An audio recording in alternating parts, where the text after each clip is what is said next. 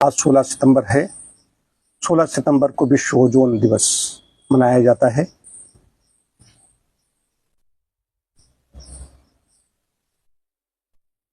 तमाम ऐसी गैस हैं,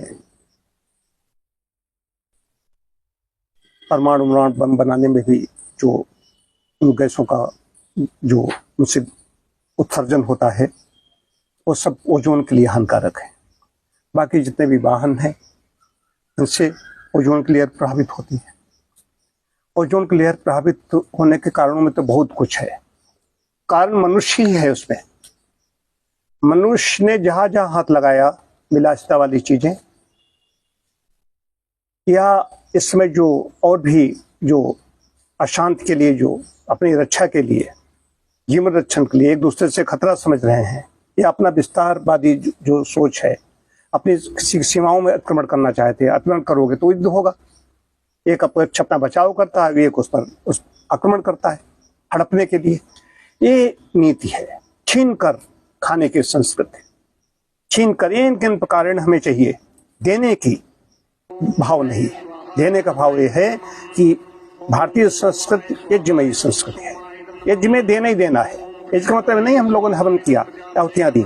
सृष्टि में सर्वत्र देखोगे हो रहा है, देने की इच्छा नहीं है, और जो ले रहा है तो छीन करके ले रहा है।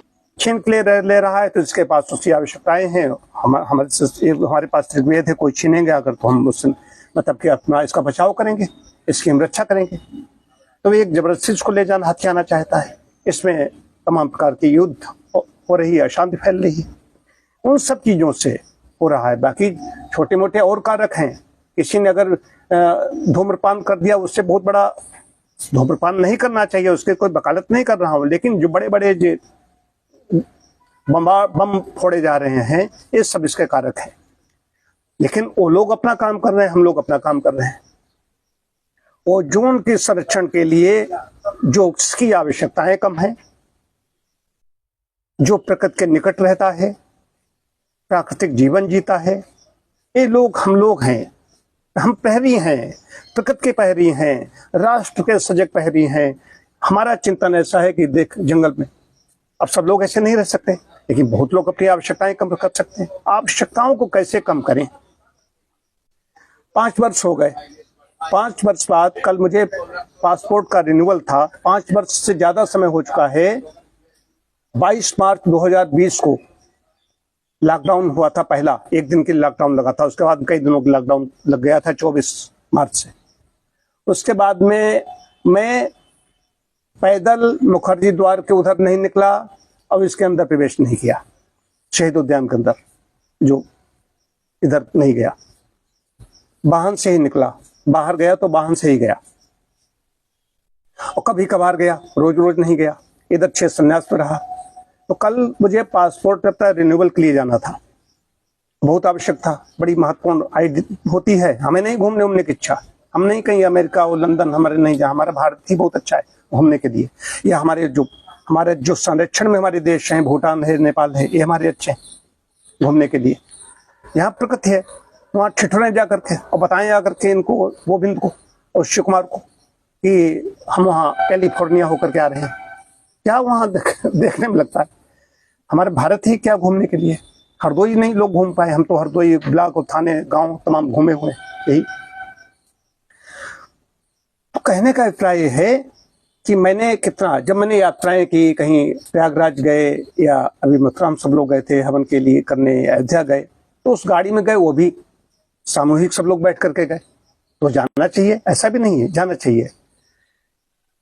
एक गाड़ी में बैठे एक चल रहा है, इलेक्ट्रॉनिक वाहनों का प्रयोग हो, इससे भी हम ओजोन की रक्षा कर सकते हैं। जो वाहने जो निकल रहे हैं, इनसे भी जो गैस जो उसमें निकलती है जाकर, हमारी ऑक्सीजन में मिलती है जाकर के, वो भी जो पॉल्यूशन, पर्यावरण के लिए हानिकारक चीजें हैं, ओजोन के लिए भी हानिकारक चीजें हैं। लेकिन मुख्य गैसें वो हैं। अक्सर इस पर आप क्या कहना चाहेंगे। परमात्मा ने हम लोगों की सृष्टि की सुरक्षा के लिए एक ओजोन का लेयर का निर्माण किया, जो पृथ्वी के धरातल से 20 से 30 किलोमीटर ऊपर स्थित होती है। और ये सूर्य की पराबैंगनी किरणें जो आती हैं ऑक्सीजन से मिलकर उसके बराबर रिपेयर करती, निर्माण करती रहती हैं। परमात्मा तो व्यवस्था करता है हमारी शिक्षा की, लेकिन हम यानी मानव दिनों रात उसको नष्ट करने पर लगे हुए हैं। पहले हमने अपने सुविधा के लिए रेफ्रिजरेटर बनाए, एसी बनाए, इनमें एक CFC नामक गैस आती थी, डाला, पाया गया कि ये ओजोन लेयर के लिए बहुत घातक है। सारे विश्व के लोग इकट्ठा हुए, सारे देश नहीं हुआ कि आज से CFC बंद की जाएगी, धीरे धीरे वाहनों से, रेफ्रिजरेटर से, एसी से निकाल दी जाएगी। एक नई गैस की खोज हुई, वो पड़ने लगी, चलिए उससे मुक्ति मिली।